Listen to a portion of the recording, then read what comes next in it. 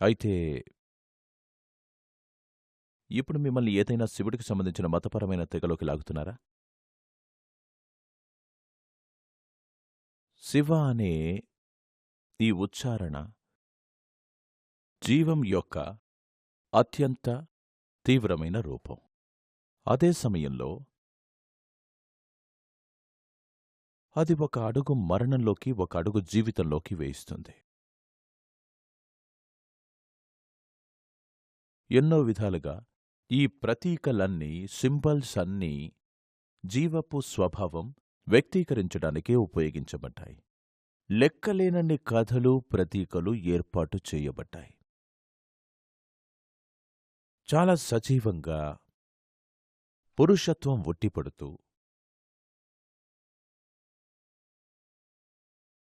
భూమి మీద అత్యంత దృఢమైన దేవుడు శివుడే.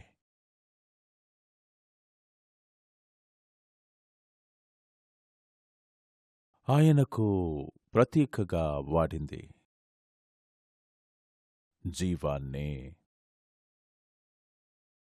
భౌతిక స్థాయిలో జీవానికి చిహ్నమైన పురుషలింగాన్ని ఎన్నో రకాలుగా శివుణ్ణి సూచించడానికి ఉపయోగిస్తారు.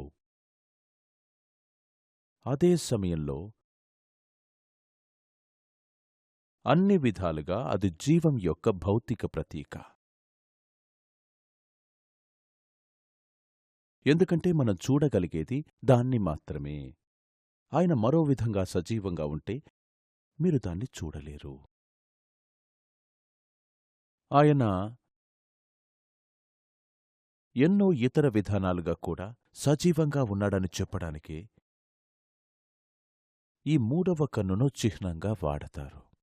మూడవ కన్ను ఇంకా పురుషలింగం శివుడి చిహ్నాలుగా ఉన్నాయి. ఇవి మీకు భౌతికత్వాన్ని, అలాగే వీలైనంత అంతర్గతంగా ఉండే మార్గాన్ని, వీలైనంత లోతైన మార్గాన్ని సూచిస్తాయి. ఆయన సంపూర్ణంగా సజీవంగా ఉంటారు. అదే సమయంలో ఆయన ఎప్పుడూ బూడిద పూసుకొని ఉంటారని ఇవి సూచిస్తాయి. ఆయన ఒకవైపు జీవితంలో తీవ్రంగా నిమగ్నమై ఉన్నాడని, మరోవైపు తీవ్రంగా మరణంలో కూడా నిమగ్నమై ఉన్నాడని ఇవి సూచిస్తాయి.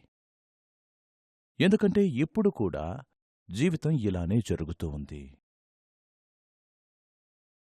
మరణం ఎప్పుడో భవిష్యత్తులో మీకు జరగబోయేది కాదు. అది మీకు ఎప్పుడూ జరుగుతూనే ఉంది. మీరు అచేతనంగా, అజ్ఞానంతో ఉంటే అది ఎప్పుడూ మీ దగ్గరికొస్తుంది. ఎప్పుడొస్తుందో మీకు తెలియదు. మీరు ఎరుకలో ఉంటే ప్రతి క్షణంలో జనన మరణాలు కలిసి ఉన్నాయి. మీరు కనీసం మీ శ్వాసను కొంచెం స్పృహతో తీసుకుంటే మీ ప్రతి ఉచ్ఛ్వాసలో జీవితం, మీ ప్రతి నిశ్వాసలో మరణం ఉందని గమనిస్తారు. మీకు నేను చెప్పింది అర్థం కాకపోతే మీరు కేవలం గాలి పీల్చుకోండి, కానీ వదలకండి. ఆ తర్వాత మళ్ళీ గాలి పీల్చుకోకండి. మీకే అర్థమవుతుంది. ప్రతి క్షణం మీ శ్వాసను మించి కూడా ప్రతి క్షణం ఇది జరుగుతూనే ఉంది. ఇది గడియారం ముళ్ళు లాంటిది. జీవితం మరణం, జీవితం మరణం, జీవితం మరణం. ఇది ఎప్పుడూ జరుగుతూనే ఉంది. ఇది తెలుసుకున్నవాళ్ళు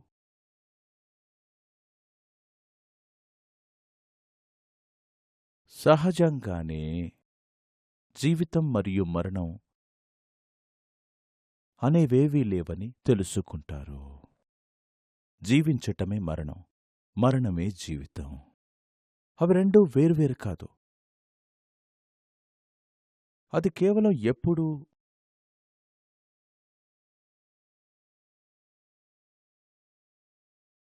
ఏ గర్భంలో ఉన్నామన్నదే ప్రశ్న. పాకుతూ బయటికి రావటం, పెరగటం, ఈ భూమి నుంచి అప్పు తీసుకోవటం, దాన్ని మళ్లీ తీర్చటం, అదంతా కేవలం జీవితం లేక కేవలం మరణం. మనం దీనికోసం 2 పదాల్ని కనిపెట్టనక్కర్లేదు. ఇది కేవలం ఒక్కటే. మనం దాన్ని డే లైఫ్ అని పిలవచ్చు.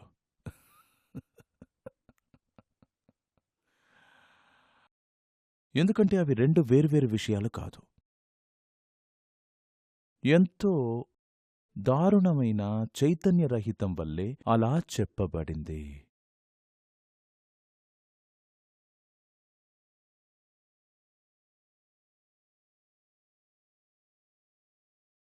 మానవాళిమీద కురిపించబడిన అద్భుతమైన బహుమతుల్ని మనం బొమ్మలుగా వాడుకుంటున్నాము. అందుకే ఇదలా అనిపిస్తుంది.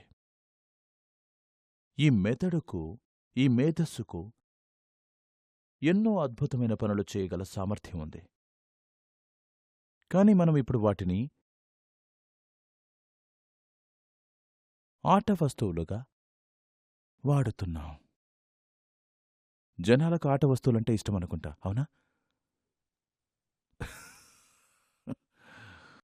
మానవాళిలో ఎంతోమంది ఈ మెదడు వల్ల బాధపడుతున్నారు కనుక ఇప్పుడు మెదడు వాడకుండా ఉండాలి అనే బోధన మెల్లిగా ఓ ప్యాషన్గా మారింది. ఎంత మానసిక సామర్థ్యాన్ని పొందడానికి కొన్ని లక్షల సంవత్సరాలు పట్టింది.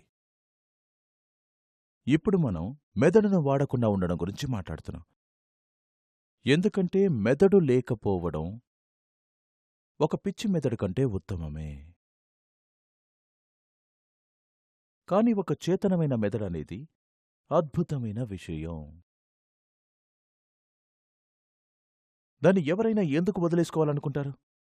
ఎందుకంటే దాన్ని ఎలా ఉపయోగించుకోవాలో వాళ్ళకి తెలీదు. మీకు దాన్ని ఎలా ఉపయోగించుకోవాలో తెలిస్తే మీరు దాన్ని పోగొట్టుకోవాలని అనుకోరు.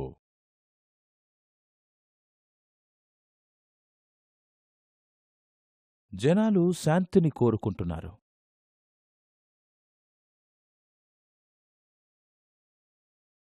నాకర్థం కాదు.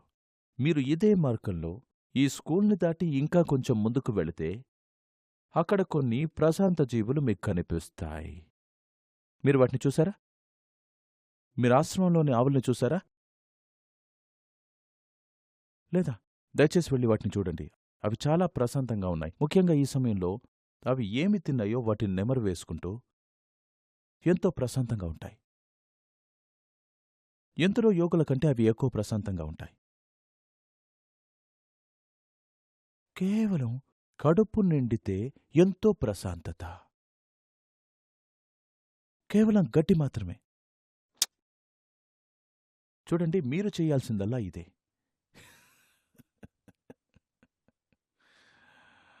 ఎందుకంటే ఎలాగూ ఎక్కువ మెదడు లేదు కదా. బాధను సృష్టించడానికి కూడా కొంత సామర్థ్యం కలిగిన మెదడు కావాలి. ఈ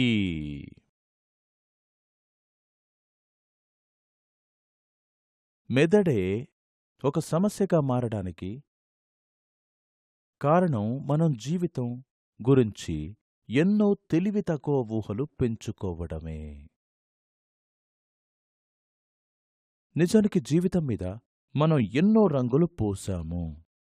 అది ఎలా ఉందో దాన్నలా మనం చూడ్డం లేదు. దాని గురించి ఎన్నో కల్పనలు ఉన్నాయి, ఎన్నో సిద్ధాంతాలు, ఎన్నో భావజాలాలు. నేను మరీ ఎక్కువ దూరం వెళ్తున్నాను. చాలామంది వాళ్ళు కేవలం ఎక్కడో చదివిన స్లోగన్లను అనుసరిస్తూ జీవిస్తున్నారు.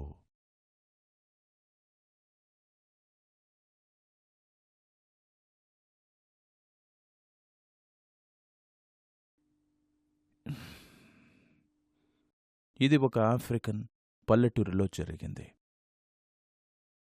ఒక పల్లెటూరిని నరభక్షక సింహం ఒకటి వణుకు పుట్టిస్తుంది. మగవాళ్లను, స్త్రీలను, పిల్లల్ని లాక్కుపోయి వాళ్లను పలహారంగానో డిన్నర్గానో చేసుకుంటుందన్నమాట. అయితే ఈ సింహాన్ని ఎలా పట్టుకోవాలో వాళ్లకు తెలియలేదు. ఎందుకంటే ఇది చాలా భయంకరమైన జంతువు. కనుక వీళ్ళు జింబాబ్వేలోని పేరు పొందిన ఒక వేటగాడిని పిలిచారు. అతని పేరు కోలామాండల్ స్మైట్. కోలామాండల్ స్మైట్ ఒక పెద్ద ఆకారం గల మనిషి. ఒక పెద్ద గన్ మోసుకొని తిరిగేవాడు. అతడు ఒక గొప్ప వేటగాడు కూడా. అన్నిట్లో అతను గొప్పవాడే. కనుక అతన్ని గొప్ప మొత్తంలో డబ్బులిచ్చి తీసుకొచ్చారు. అతనొచ్చాడు. ఆ ఊరిలో 3 రోజులు తిరిగాడు. కాని ఆ సింహం రాలేదు. అతనికింకా వేరే పనులున్నాయి. కనుక అతనన్నాడు, నా విలువైన సమయం వృధా అయిపోతుంది కనుక నన్నొక పని చెయ్యనివ్వండి. మీ ఆవును ఒకదాన్ని ఇక్కడికి తీసుకురండి. వాళ్ళొక ఆవును తెచ్చారు. ఒక వేట కత్తితో ఒక్క వేటుతో దాని గొంతు కోశాడు. ఆ జంతువు చర్మాన్ని ఒలిచి దాన్ని తీసుకొని, ఆ తాజా చర్మాన్ని తీసుకొని తన శరీరాన్ని కప్పుకున్నాడు. ఆ చర్మం కింద తన గన్ను దాచుకున్నాడు. అక్కడ ఉన్న పొలంలోకి వెళ్ళి నించుని మేత మేస్తున్నట్టుగా నటించసాగాడు. ఇది చూసి ఆ గ్రామస్తులు చాలా మెచ్చుకున్నారు. ఈరోజతను ఆ సింహాన్ని చంపుతాడని వాళ్ళు ఎదురుచూశారు. అప్పుడు వాళ్ళు ప్రాణాలు పోతున్నట్టు కోలామాండల్ స్మైట్ అరుపులు విని ఏం జరిగిందో చూడటానికి అటువైపు పరుగులు తీశారు.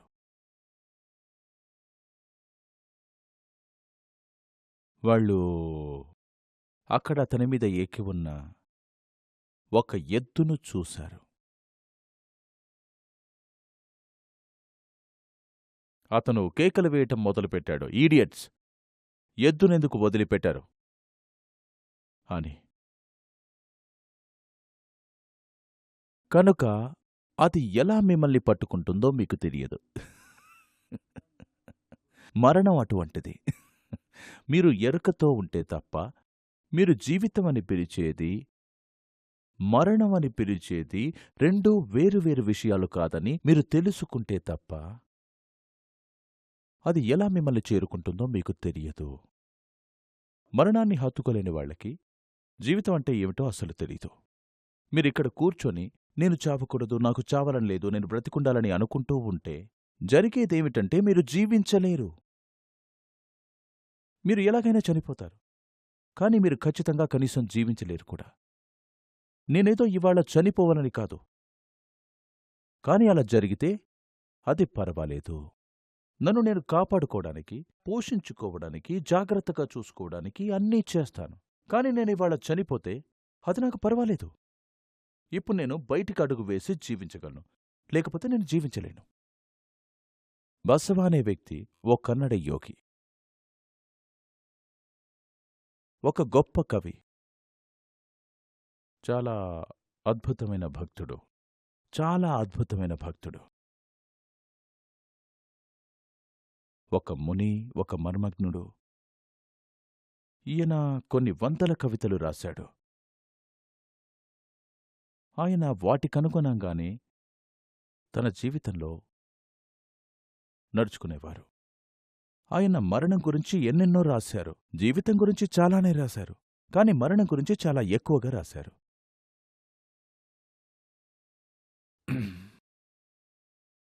చూడండి, ఇదొక అనువాదం. ఈ కవిత యొక్క అందం తగ్గిపోతుంది కాని దాని భావం మీకు అర్థమవుతుంది. బసవన్నాడు, జాతరలో బలికి ఒక గొర్రెను తీసుకొచ్చారు. అది అలంకరణ కోసం కట్టిన పచ్చగడ్డినంతా మేస్తుంది.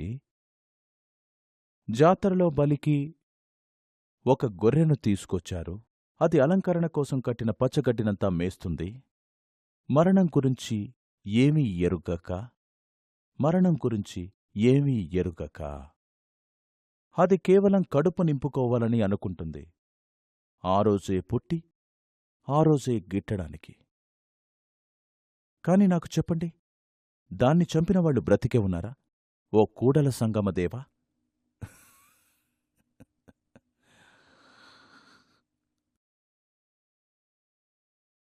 ఇది ఎలా అంటే కేవలం అజ్ఞానులకే మరణం వస్తుంది.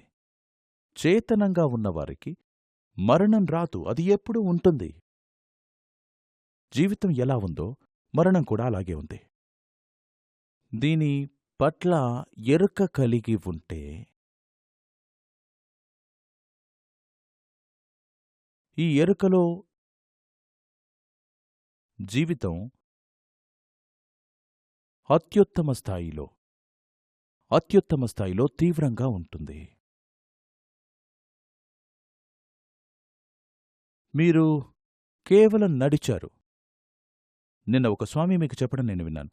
అడవిలోకి వెళ్ళకండి, అక్కడ అడవి ఏనుగులున్నాయి, సింహాలు, నరభక్షక సింహాలున్నాయని మీకు చెప్పారు. అవి ఉన్నాయి. మిమ్మల్ని అడ్డంగా మింగేసే త్రాచుపాములు, కొండచిలువలు కూడా ఉన్నాయి. మీరు దీన్ని పట్టించుకోకుండా అక్కడికి వెళ్లారని అనుకుందాం. ఒక ఏనుగు వచ్చి మీ ముందు నించుంటే మీరు దాని కళ్ళలోకి చూస్తే గణపతి అంత సున్నితంగా కనిపిస్తుందని అనుకోకండి. మీరొక అడవి ఏనుగు కళ్ళలోకి చూస్తే సాధు ఏనుగులు ఆవుల్లాగానే కనిపిస్తాయి. కాని మీరొక అడవి ఏనుగు కళ్ళలోకి చూస్తే అవి దేనితోనో వర్ణనాతీతంగా మండుతున్నట్టుగా ఉంటాయి. కాని అడవి ఏనుగులు గట్టిగా శబ్దం చేస్తే మీ కాళ్ళు రబ్బర్లాగా అయిపోతాయని మీరు తెలుసుకుంటారు. ఏనుగు వస్తే మీరు ఇలా పరిగెత్తి చెట్టెక్కుతారు, ఇది చేస్తారు, అది చేస్తారనే గొప్ప ఆలోచనలు మీకుంటాయి. కాని మీకు శబ్దం వినిపించగానే, అది రావటం మీరు చూడగానే మీ కాళ్ళు రబ్బరులాగా అయిపోతాయి. మీరు అస్సలు కదల్లేరు, ఏమాత్రం కదల్లేరు. అప్పుడు మీకు పులుసు పడుతుంది.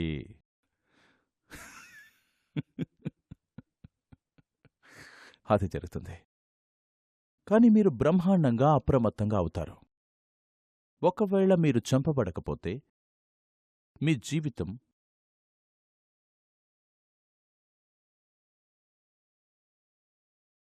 జీవితం మొత్తం ఆ క్షణాన్ని అప్పుడే జరుగుతున్నట్లు గుర్తుంచుకుంటారు. అప్పుడే జరుగుతున్నట్టు. ఒకసారి దాని గురించి ఆలోచించండి. మీ శరీరం మీద జుట్టు నిక్కపొడుచుకుంటుంది. ఒళ్ళు మొత్తం గగుర్పాటుకు గురవుతుంది. ఆ సంఘటన తర్వాత ఒక 50-60 ఏళ్లు బ్రతికినా కేవలం దాని గురించి ఆలోచిస్తే చాలు, మీరు సజీవం అవుతారు. నిజానికి మీ జీవితంలోని ఆ కొద్ది క్షణాల్లో ఇతర క్షణాల కంటే ఎంతో ఎక్కువ సజీవంగా ఉండి ఉంటారు.